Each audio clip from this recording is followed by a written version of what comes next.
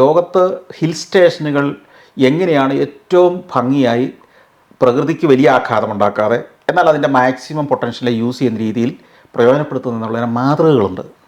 അതിലേറ്റവും നല്ല മാതൃകകളിലൊന്ന് വിയറ്റ്നാമിലെ ബനാ ഹിൽസ് എന്ന് പറയുന്ന ഒരു സ്റ്റേഷനാണ്.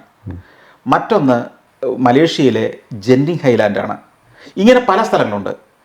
അങ്ങനെ മലമുകളിലേക്കുള്ള ഇത്തരം സ്ഥലങ്ങളിലെ എല്ലാ ഘട്ടവും വരുമാനമുണ്ടാക്കുന്ന ഒരു പ്രോസസ്സിലൂടെ വേണം കടന്നു പോകാൻ.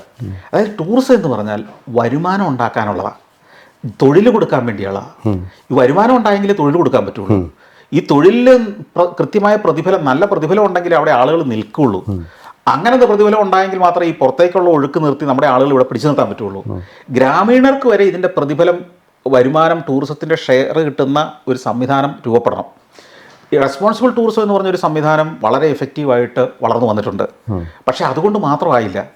അത് വളരെ ഗ്രാസ് റൂട്ട് ലെവലിൽ ഓരോ ഗ്രാമത്തിലും അവിടുത്തെ സംസ്കാരം, അവിടുത്തെ ജീവിത രീതികൾ, അവിടുത്തെ ഭക്ഷണം, അവിടുത്തെ കലാരൂപങ്ങൾ, അവരുടെ ഹാൻഡിക്രാഫ്റ്റ്സ്, ഇതിനെയെല്ലാം ടൂറിസ്റ്റുകൾക്ക് മുമ്പിൽ അവതരിപ്പിച്ച് അവിടുത്തെ ഒരു ജീവിത രീതിയെ ഒരു ടൂറിസം പ്രോഡക്റ്റ് ആക്കുന്ന കൺസെപ്റ്റാണ്.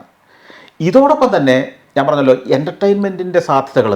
ഇപ്പം നമ്മളൊരു വിദേശ രാജ്യത്ത് ചെന്നാൽ എന്തൊക്കെ പ്രതീക്ഷിക്കും എന്നതുപോലെ മറ്റു നാടുകളിൽ നിന്ന് വരുന്ന ടൂറിസ്റ്റുകൾ ഇവിടെ വരുമ്പോൾ എന്തൊക്കെ നമുക്ക് അവർക്ക് കൊടുക്കാം. കൊടുക്കുന്നത് എന്തിനാ? അതിൽ നമുക്ക് വരുമാനം ഉണ്ടാവണം, പണം ഉണ്ടാവണം. അതിനെന്തൊക്കെ ഫെസിലിറ്റികൾ നമുക്ക് ഇവിടെ ഉണ്ടാക്കേണ്ടതുണ്ട്. ഇതിന് ഉള്ളൊരു കൃത്യമായ അടിസ്ഥാന ഒരു മാസ്റ്റർ പ്ലാൻ ഉണ്ടാക്കണം. ഉദാഹരണത്തിന് മൂന്നാറിലേക്ക് പോകുമ്പോൾ നമ്മൾ എങ്ങനെയാണ്